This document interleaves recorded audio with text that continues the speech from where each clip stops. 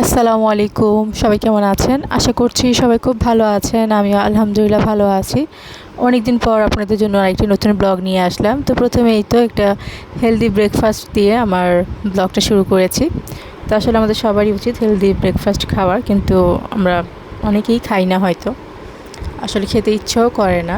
তো আজকে যেহেতু একটু খেয়েছি, মানে প্রায় ভাবি যে হেলদি ব্রেকফাস্ট আপনাদের সাথে একটু শেয়ার করব। তো শেয়ার করা হয় না, তা আজকে একটু ভিডিও করেছি শেয়ার করার জন্য।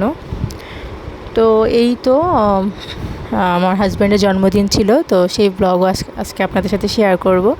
তো জন্মদিনে ছোট্ট একটা আয়োজন করেছিলাম। আমি ওর পছন্দের চিকেন বিরিয়ানি রান্না করেছিলাম, আর চিকেন ফ্রাই করেছিলাম, আর একটু ডিম দিয়ে একটু ডেকোরেশন করেছিলাম। এই তো তো রাত্রেবেলা ওকে এটাই সারপ্রাইজ দিয়েছিলাম।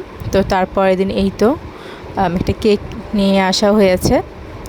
তো দুই মেয়েকে সামনে রেখে কেকটা কাটা হচ্ছে। তো আমার হাজব্যান্ডকে বলেছিলাম যে তুমি কাটো, তো ও বলছিল যে না, এখন আর কেক কাটার ওই বয়স নেই। ও আসলে কেক কাটতে চাচ্ছিল না, ছবিও তুলতে চাচ্ছিল না।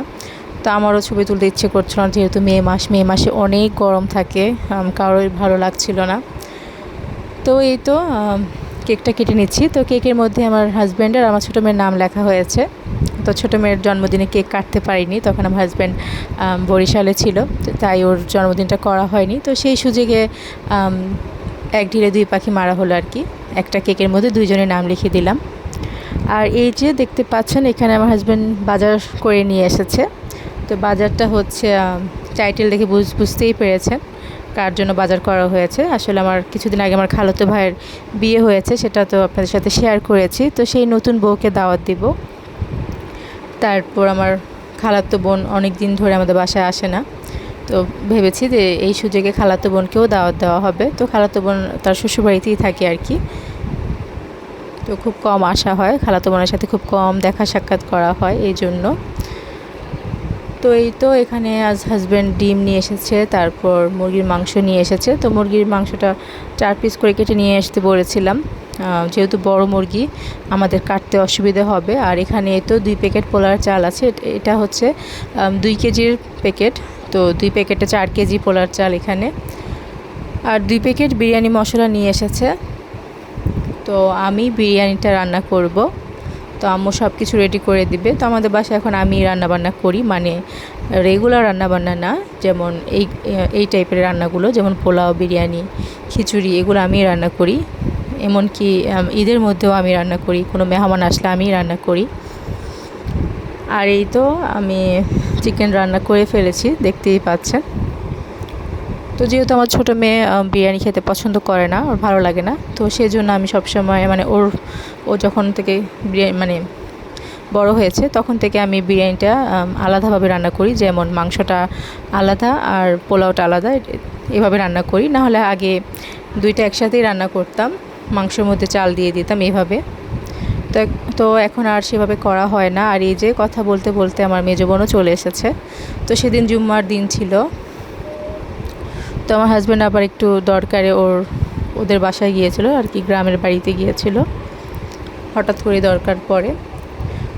তো মেজো বোনের হাজব্যান্ডও আসবে, নামাজ শেষে আসবে, যেহেতু জুম্মার দিন। তো সব মেহমান জুম্মার পরে আসবে। তো এই যে আমি 2 পাতিলে একসাথে তো রান্না করতে গেলে রান্না করতে পারবো, কিন্তু নাড়তে পারবো না, যেহেতু বিরিয়ানি তো নেড়ে তা মিক্স করতে হবে মাংস চাল। তো 2 পাতিল আমি দুই করে, মানে 4 কেজি পোলাও রান্না করে নিয়েছি। আর মাংস ছিল প্রায় 6.5 কেজি। তো 6.5 কেজিটা মাংস আমি 2 ভাগ করে নিয়েছি, 2 ভাগ করে 2 পাতিলায় মিলিয়ে দিয়েছি। তো এই যে আমার ছোটো খালা চলে এসেছে, ছোটো খালার ফ্যামিলি চলে এসেছে, যেটা আমার খালাতো বোন, খালাতো ভাই এসেছে, নতুন বউ এসেছে। তো এর আগে আমার আরেক খালা এসেছে তার ফ্যামিলি নিয়ে। তো ওই খালার ছেলের বউ এসেছে, তারপর খালার নাতি এসেছে, তারপর খালাতো বোনের 2 ছেলে মেয়ে এসেছে। তো এই যে দেখতেই পাচ্ছেন, সবাই যারা আগে এসেছে তারা খাটে বসে পড়েছে। আর এই তো এখন ছোটো খালারাও আসলো। তো সবাইকে এখন খাবার দিয়ে দিব।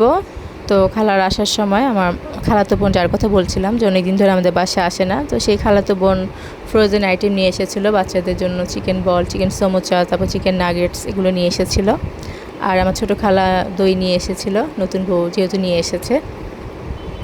তো দইটা খুবই মজার ছিল। তো এই যে এই রুমে এটা হচ্ছে আমার বেডরুম। তো এখানে আমার মেজো বোনের হাজব্যান্ড, তারপর আমার খালাতো ভাই, নতুন বউ, খালাতো বোন, ওদেরকে খাবার দিয়েছি, ওরা একসাথে এখানে খাবে। আর আমার আম্মুর রুমে সব মানে আমার দুই খালা, তারপর খালাতো বোন, ওরা খাওয়া দাওয়া করবে আর কি। আর নতুন বউ যাওয়ার সময় একটা নতুন 3 পিসও দিয়ে দিয়েছি। তো আজকের ব্লগটি এই পর্যন্তই। সবাই ভালো থাকবেন। আল্লাহ হাফিজ।